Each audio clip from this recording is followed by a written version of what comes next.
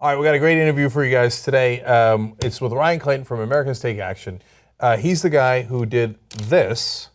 Okay, you remember this at CPAC when he got all the conservatives to wave Russian flags like idiots? Or perhaps they just wanted to wave Russian flags and they're super cool with it. Probably a combination thereof. So, Ryan, first let's talk about this. Then we'll talk about Americans Take Action, and we'll talk about how you got into progressivism. You used to be with Wolfpack. We'll touch on that.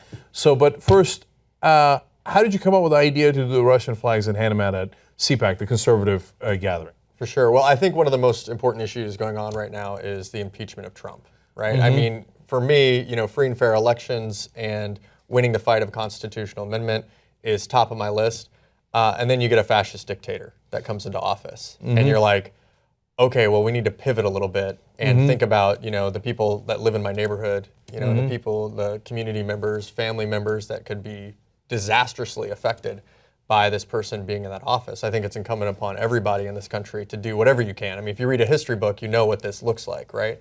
So I think everybody has to do something to stop Trump. And I've decided that, that's why I've kind of pivoted into Americans Take Action and taking us down the road of being kind of the leading edge, the tip of the spear of the impeach Trump resistance. And this action, I think Russia is where he's most vulnerable, frankly. I think their campaign obviously had contact with Russia throughout the campaign. Russia obviously interfered in our election, and then they obviously took credit for it. So what did Trump know, and when did he know it? And I think when that information comes to light, he's going to be known as Benedict Donald till the end of time. And these Republicans are going to throw him out. And guess what? Republicans, you get Mike Pence when you throw out, Donald Trump, which I'm originally from Indiana, so trust me, I know what a dirtbag Mike Pence is, but way better than letting Donald Trump have his finger on the button of 7,000 nuclear weapons, Yeah. So I remember when we used to work together, and you would, from time to time, warn about fascism. Like, I remember you talking about that, and certain guys that you were like, whoa, that leads into fascism, and we got to be super careful of that. Look, we're both on the left, so of course we're careful about it. We just wish the Hillary Clinton campaign had been a little bit more careful than we were. When you handed out the Russian flags with Trump's name on it at CPAC, I knew that you were going to get, it was a prank and you were going to get kicked out and all that stuff. But it's to draw attention to the fact that he's backed by Russia. Was it also a little bit of like, haha, watch these guys wave Russian flags? Yeah, well, I mean, when we first got the flags or looked them up, and they're like perfectly red, white, and blue, right? So it was like, right then I was like, oh, this is going to be great. Because it's a red, white, and blue flag. It's just not the American flag. You couldn't put Trump on the American flag. That would be disrespectful. But you could put it on some other red, white, and blue flag, right? And I just knew that if we put it on gold letters, just like Trump would, and handed them out, people were going to love them. And honestly, you can see in the video, there's people like the organizers of CPAC are like trying to grab these flags from people, and people are like, no, I want to keep my Trump flag, And even some of the people who like knew what it was, like we were handing out Trump flags, they'd walk past us, right? And then they'd kind of come back and they'd get it, and they'd be like, hey, I actually want one of those. Because they understood it wasn't a pro-Trump flag, it was an anti-Trump flag. So there was a lot of young conservatives in the audience, and kind of milling about that were like interested in the flags because they knew what it meant. And they thought it was a great memento, making a great point that, Putin picked Trump because he's good for Russia, not because he's going to make America great. Yeah. No, there's so many layers to that prank that I really enjoy. And the one that I liked was that for decades, the right wing has been like, oh, Russia's terrible, and they're the worst. And all they needed was just an alpha male, a leader, an authoritarian leader to come and tell them, no, Russia's now good. And they're like, yeah, Russia. I mean, it didn't take long. What did it take, like a year for them to change their long-held beliefs? They weren't right when they demonized Russia. They're not right now when they think Russia can do no harm, right? And look, and how much did Russia interfere in the elections? They did propaganda, right? There's no question they did propaganda. Did they hack the elections? I hope not. But they didn't even look into that. It's not like it's inconceivable. Remember, the Justice Department put out a warning right before the election. Hey, Illinois and Arizona's voter registration system were hacked by the Russians, right?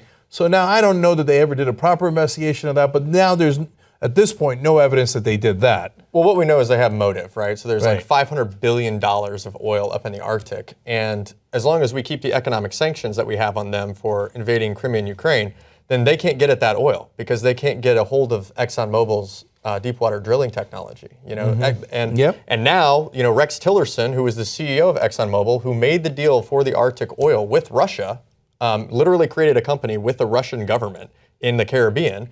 Now he's our Secretary of State. You know, I'm pretty sure at the top of his list is getting rid of those sanctions. You know, that's why he's there. And if you look at it from like a means, motive, opportunity kind of perspective, like they have the means. We obviously know they did it. They have the motive. $500 billion of oil for a petrol state is a lot of money and a lot of like reason to get involved in our election. And then they had the opportunity. You know, they took that opportunity and they shoved Trump down our throats. And now we're all living through this nightmare that's, you know, just chaos and disorder every day coming out of the White House. Yep. So now let's go back. So you're obviously super animated about this. As I've known you for a long time, you're super animated about all the things that you're passionate about in politics. Why politics? How did you get into it? Well, I was always interested in politics, you know, even as like a young kid. So like my grandma would talk to me about politics. My whole family was conservative, right? But she was the one who would listen and kind of help me flesh out my ideas. And you know, everybody else was kind of like, what is this kid talking about politics? You know, 10, 11 years old, right? But really, I think my political kind of career started when I had to figure out how to raise $5,000 in order to go back to school. You know, they were literally not going to let me register for classes in college unless I gave them a check for $5,000. Oh, wow. I didn't know that story. Where were you going to school? So it was Indiana University, and mostly where I grew up in Indiana. And so I was like, I don't even know how you make $5,000. Like, you know, I've worked at like, you know, landscaping, you know, like you're not going to make $5,000 that way. But I looked in the paper and I was like, you know, am I going to sell cars? Am I going to be a waiter or get 2 waitering jobs? You know, what do I do? And I see this ad. It says, work outside, wear shorts, political activism, $350 base plus commission. And I'm like, bingo, you know, as long as these guys aren't like a bunch of right-wing nut jobs, like this sounds like the job for me. So I go in there and there's a very pretty lady giving the training that day who I ended up dating later on, and Twofer. and worked with them for quite a while. You know, just talking to people about in-home healthcare for the elderly, and you know, stopping nuclear waste transportation, and creating green energy jobs and new manufacturing jobs with clean technology. And before anybody even knew what that would mean, you know what I mean? We're talking about manufacturing new energy economy back in like the mid 90s, you know? And after that, you know, I was kind of like learning how to sell progressive politics in the heartland of America. And so it really was great, really equipped me to kind of go forward in my career. Worked on a bunch of congressional campaigns after that, got on the campaign trail. Be careful if you get on the campaign trail, it's hard to get off. Did that for about a decade, and moved to Washington, D.C., following a girl. And I see a theme here. it was probably like, you know, I always said I would never move for personal reasons. I would only move for professional reasons, but it ended up being the best professional decision of my life to move to Washington, D.C. for personal reasons, because I ended up working at a PAC and then getting a job in advertising, and then I met this great guy named Cenk Uygur. You ever heard of him? And I don't know what the great part, but great guy part, but yes, I hear you. I called him a patriot, and he offered me a job, and the rest is history, you know. So okay, but let's do, so you were always into politics, 10, 11 years old, you're talking to your grandma about it. You get that one job to make money to stay in school, and then all of a sudden you're like, oh, this is the thing I liked, right? So I see how that I made the money, by the way. Just so you know, I actually made like $500. I had $500 left over and got to go back to school. So that's a pretty badass story. Yeah. It was awesome, man. So when you got to DC before Wolfpack, what did you work on? Mostly advertising, you know. Really interesting time to be in the advertising, political advertising field, because it's going from like traditional media, it's all broadcast and, you know, cable and radio and newspaper ads, and then digital's coming out of nowhere, right? And it's starting, you know, it's kind of like, let's spend some money on that when I get there, you know, and to like, by the time I left to come work for you running Wolfpack, it was like, what percentage of the budget are we allocating to digital advertising? So I really had like a passenger seat or driver's seat many times on campaigns where they're investing their digital dollars and kind of arguing that, you know, people are online now. You know, they're getting their information on the internet. Like, and if you're not talking, you know, there's not 95% penetration on broadcast television anymore, because I don't have a television. You know, 6 months into that job, I got rid of my television because I figured out what we were doing with advertising. You know, but the impact of kind of the digital revolution in advertising and really in our culture, I had a front row seat for it. Yeah, I just did an interview with an author about this topic about how the Democrats are so late to this. But I personally saw it with my own eyes. In 2014, after the midterm elections, I went and gave a speech in Washington. There was, and I was actually the MC of this event, and there was a lot of Democratic officials and consultants there. And they would all get up and they would say, oh, I spent 95% of my money, 99% of my money, 90% of my money on television. And then whatever I had left over, I spent on digital. And they would like brag about it, like, hey, I did a little bit of digital. And I got in trouble because, as I usually do, because I got up and told them that they were wrong and that they were greatly miscalculating, that digital is not some leftover stuff that you had a little bit of fun with, right? That's where the audience was. And in 2016, unfortunately, I was proven massively correct. Right. By the way, Trump underspent, did not spend anywhere near the money Hillary Clinton did, but way overperformed in how he reached people in a way that was unexpected. So what is it about the Democratic Party that they just cannot get it through their skulls? Well, what's really interesting in my experience is coming up through the Democratic Party and practical politics, working on congressional campaigns, mostly in the Midwest. I started out as a field director, and before that, knocking on doors. And then I became a finance director, and then I became a campaign manager, and then I was, finance director at a national level, and then, running other campaigns nationally. And I really saw how in each aspect of the campaign, the field, was the first one to really become like revolutionized with the data and the technology that was available. And then finance, had similar effects. And then campaign management, it really became like, the traditional way of running campaigns. And then it was like the internet was becoming more central. And then you see this transition go from like, we're really focused on the media, the earned media, the fundraising. And then all of a sudden there's this transition. And a lot of campaigns now, it's like, the hub of their campaign, the hub of the Bernie Sanders campaign, the hub of the Obama campaign in a lot of ways was their website, right? And everything else is kind of flowing out of that feedback loop.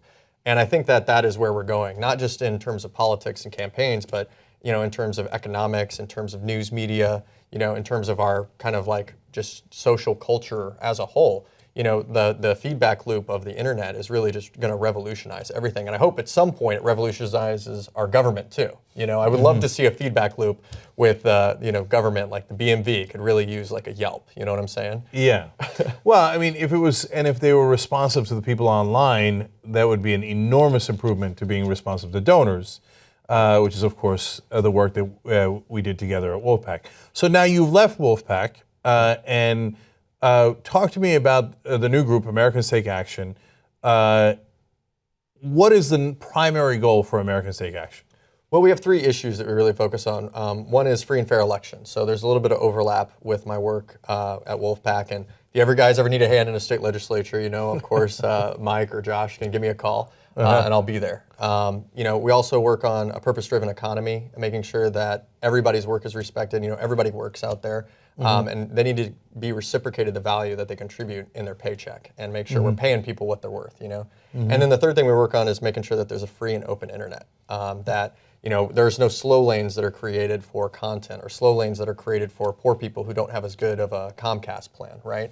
Make sure everybody has a free and open and a fast internet. And the reason that I want to mention those three issues is that is why we're fighting Trump. Trump is a mortal threat to the internet as it exists. The free and open internet is really just in his crosshairs. The people that he's appointing to do internet policy are industry shills that are the worst industry shills. And I don't think any of us want to see the internet deconstructed on Trump's watch.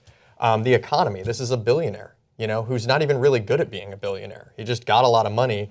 If he'd invested the money his dad gave him and just let it sit there, he would be have many more billions of dollars than he has now, right? But he's a rich guy that's completely detached from what the real economy looks like. And he represents the worst of vulture capitalism, going in and tearing apart things and bankrupting companies and outsourcing jobs and making things overseas. I feel like he is going to create policy that's really going to restructure our economy, particularly tax policy, that's going to be really destructive to the economy of this country. And then free and fair elections. I mean, the way he was elected, was not a free and fair election. You know what I mean? We have foreign powers coming into the United States lobbying for one candidate or another. In any other year, I just kind of sit back and I'm like, that is wrong. Like normally we're arguing over like which billionaires are influencing our election and how that's wrong, the left billionaires or the right billionaires or whatever, right? Or the lobbyists or the special interest groups. This is a foreign government. Everybody knows a foreign government interfering in our elections is wrong. Yeah, right. And so we have to fix that. I was talking to the head of the security committee in the Senate, U.S. Senate. I went and talked to him, and I was like, "So what are you going to do about that?" I talked to him about the whole Russia thing and like these cables that were coming out, and then I just asked him at the end. I just kind of a throwaway question. I said, "So what are you going to do about that?" And he was like, "Well,"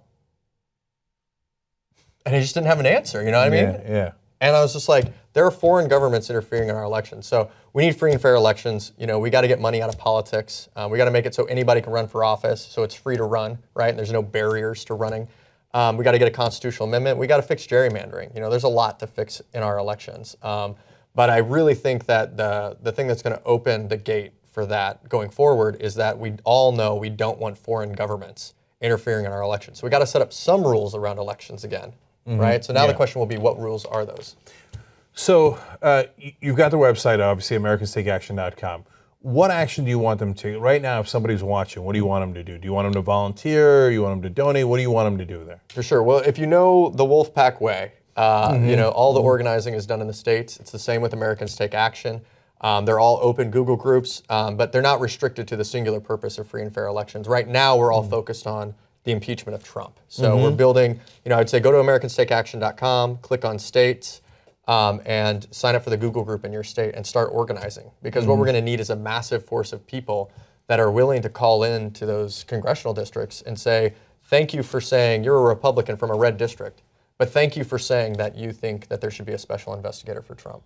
Calling into districts where Democrats are, like I'm sure Joe Manchin is probably not going to be on board, right? So we need a bunch of people to call in and say, hey, we need you to stand up and have some backbone and demand a special investigation, demand impeachment. Because I do believe this, the betting odds are that Donald Trump's going to get impeached within the first year of his presidency, right? Is that right now? Yeah, in Vegas. They're pretty good odds, right? So I think it's incumbent upon us to create the political will and actually apply the pressure to do that. So if people go to americanstakeaction.com, they click to get involved in their state, get involved in their Google group, kind of the Wolfpack way that we set up, and then start organizing the people in your state, in your Google group, to show up to actions, to show up to Trump rallies, buy some, tradertrumpflags.com, right? Buy some of these flags and show up wherever Trump goes and make sure he sees these flags. And, organize in your community to make sure that we're telling Congress, hey, this guy's not right. He's the wrong kind of a red, white, and blue. Right. So of course, there's a difference between the two groups, significantly so, because Wolfpack's nonpartisan, and you, with Americans Take Action, it's a call to arms for progressives, and eventually Republicans who are patriots, right? For sure. To say, hey, this is not the right way. And, if it's Pence or another Republican, we get it, the Republicans won the election, but this guy benefited from interference. Is that the tip of the spear in terms of, if you're trying to get impeachment, is the first step to do that special investigation on Russia? Yeah, I think, there's Jeff Sessions, that just came out today, the new Attorney General, is on record having contact with Russian diplomats during the course of the campaign. So he can't investigate this, right? Right. Or he's the head of the Department of Justice, sorry. Yes, yeah. Attorney General, yep. So he can't investigate this, right? So now it has to be somebody that's independent, right? That doesn't have any connection to the Russia. Who knows what he said to those Russian diplomats? But we do know that people from the Trump campaign were talking to people in Russia during the campaign, right? And the deal that they were making, in my opinion, right, is that you get us elected and we're going to get rid of those sanctions.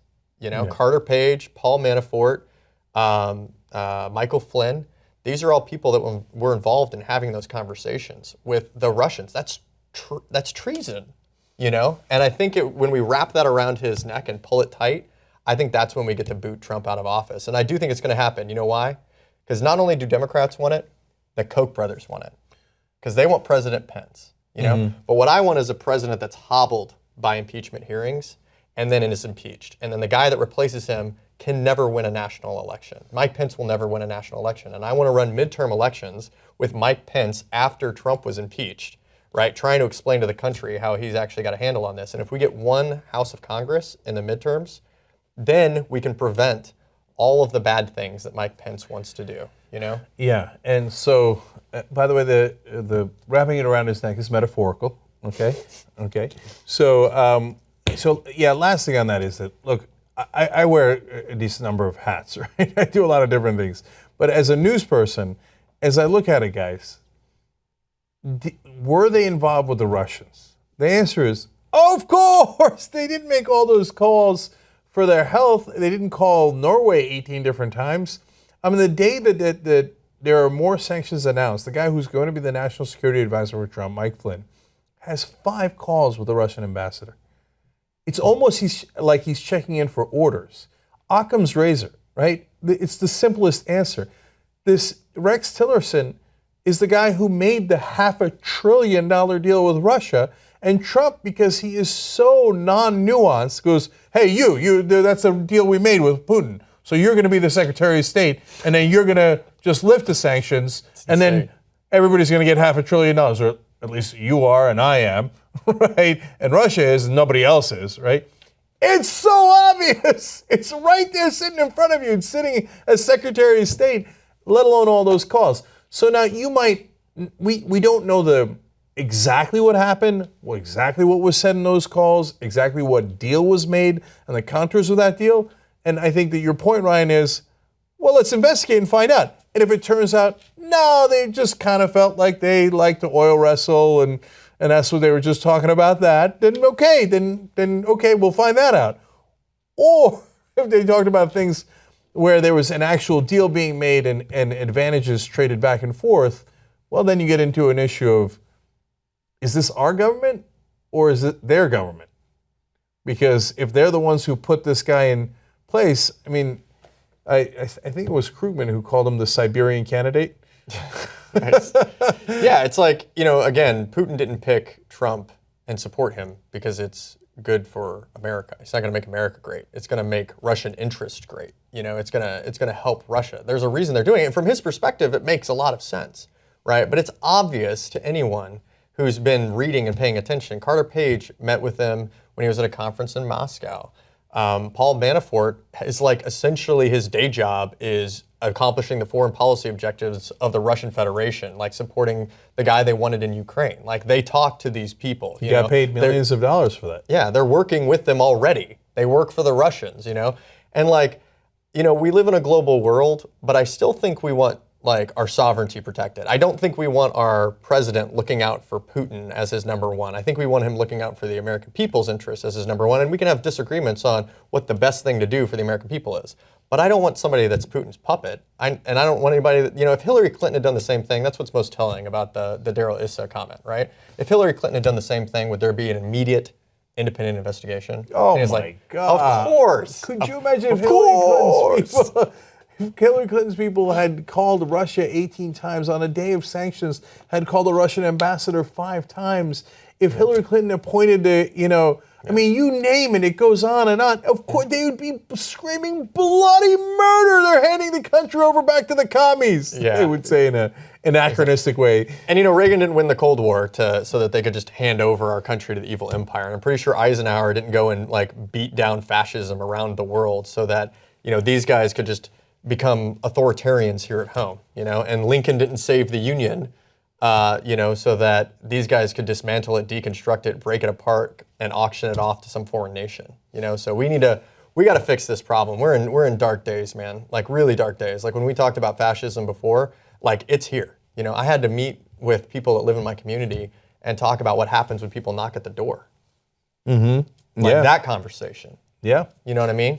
And that's the America we live in today. And everybody knows in their gut there's something really wrong here. And I think we can be the message to history that you can see it coming and you can grab it in time and you can keep people like this from hurting millions and millions of people around the world and in our country, because I do think Donald Trump wants to go and round up 10 million people and kick them out of this country. And it takes an army to do that, right?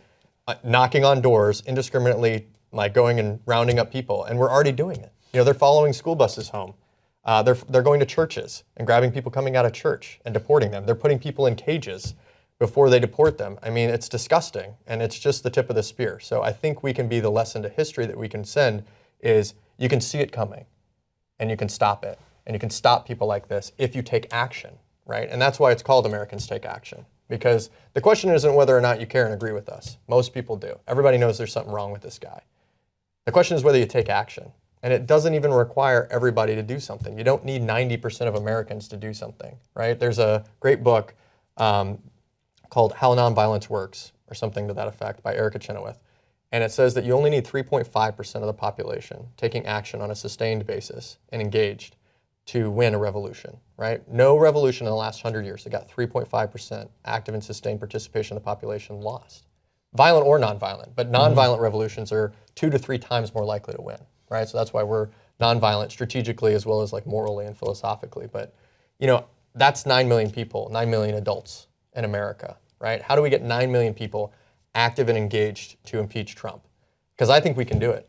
Well, funny enough, I asked just the other day, our data guy here, as Bush would say, how many subscribers Young Turks has now across Facebook, YouTube, and other platforms. The answer was 9.8 million. So nice. Up and at 'em. And Obama's email list is something like 9 or 10 million. Bernie's was like 7 or 8. You know, and move-ons is somewhere equivalent in there, right? So yeah, well, Obama's not going to do any revolution, but Bernie and move on, we can have a conversation. Right. But I mean, like, just think about the transformational change that accompanied each of those campaigns, right? And whether or not they actually achieved their policy objectives at the end of the day. Bernie, you know, didn't win. Obama didn't fix all the problems he said he was going to solve. You know, move on didn't necessarily stop the Iraq War, but the things they left in the culture, in the political culture of this country, I have no doubt. It's like turning the thermostat. You know, it doesn't immediately go from 70 to 80, right? Yeah. You turn the thermostat, and then it rises and rises and rises. And right now, what you have in America is this just swelling wave of enthusiasm for our objectives. Most Americans are progressive. Most Americans want the things that we want for, you know, ourselves and our fellow countrymen. And we're going to get it. We're going to win. You know, things like Justice Democrats, things like Wolfpack, things like Americans Take Action, things like Indivisible, and Move On, and all the other folks that have been really thrown down, PCCC, Bold Progressives. You know, these people are pushing and fighting and resisting, and there's more people turning out for marches, for the Women's March, than there are for the inauguration, you know? And I think we live in a historical moment, and I'm so heartened to see so many people in the streets. People that have never taken action before are starting to do it, and that's why we named it Americans Take Action again, because we want Americans. We only need 9 million of you out there, okay? We need 9 million folks to join us. And then we're going to win. We're going to impeach this asshole, right? And then we're going to go win the next fight too. We're going to tear down trickle-down economics and rip it apart and replace it with a new vision for what the economy should look like. We're going to get a constitutional amendment for free and fair elections. Russia, I think, pretty much guaranteed that, actually, because there's no way to stop foreign money if you can't stop it domestically, right? And we're also going to save the internet. So join us. Yeah. And as Larry Lessig says, you've got to strike at the root of the problem from all the different angles. So all those organizations you just named are striking from a different angle, but with hopefully the same purpose of bringing our democracy back, right? And so, and that's the one thing that we could all agree on, including Republicans, conservatives, libertarians, as well as progressives, obviously. Democracy Spring, another great one. Yes, you know? That's right. So all with different objectives and different methods, but we all deeply care about the country and want to solve the same problems. For sure. All right, Ryan Clayton. One more thing if I Yes. could, man. So there was this moment of the inauguration that we did, and you can't quite see it in the picture. Have you seen the picture with us wearing the sweatshirts that say resist? Yes, I saw it, of course. Yeah. So we stood up during the inauguration while Trump is taking the oath of office. We like trained like all night, right? Everybody was up till like 3 a.m., right? Like training and going over, and we literally said Obama's inauguration, so we'd know the exact words that were gonna come out, got folding chairs, and we're like practicing all night, right? And when Donald Trump gets up to take the oath of office, you can't really see it from the picture because the newsstands are up here looking back this way at us, right? But we're like 30 or 40 yards from the guy. You know, we're less than like, you know, a third of a football field away from him. You know that big white tower in the middle? Yep. That's like right over here, right? So like, if you watch it again, you can actually see like people like Melania and Ivanka and the other daughter's name, I don't remember her name, kind of look, you know, they kind of like look over and like, that's us like yelling at the president, like right when he's taking the oath of office. And we just wanted to send him a message. You know, we did Hamilton electors to send him a message that before day one, we're going to be up here, up in your grill, right? And hopefully prevent you from getting to office. But we were there right at the inauguration to say, you know, every day, every step of the way, we will resist you. We will limit your liberty of action and make sure that you don't hurt millions of people here or around the world. And that's all of our jobs. We all have to get in this fight. And that's why we're doing Americans Take Action. And I really appreciate, all the work we've done together and you being a supporter of Americans Take Action and really doing a lot with the show. And, I'm still TYT forever, man. All right, rock and roll. Ryan Clayton, everybody check out AmericansTakeAction.com. Be part of the solution.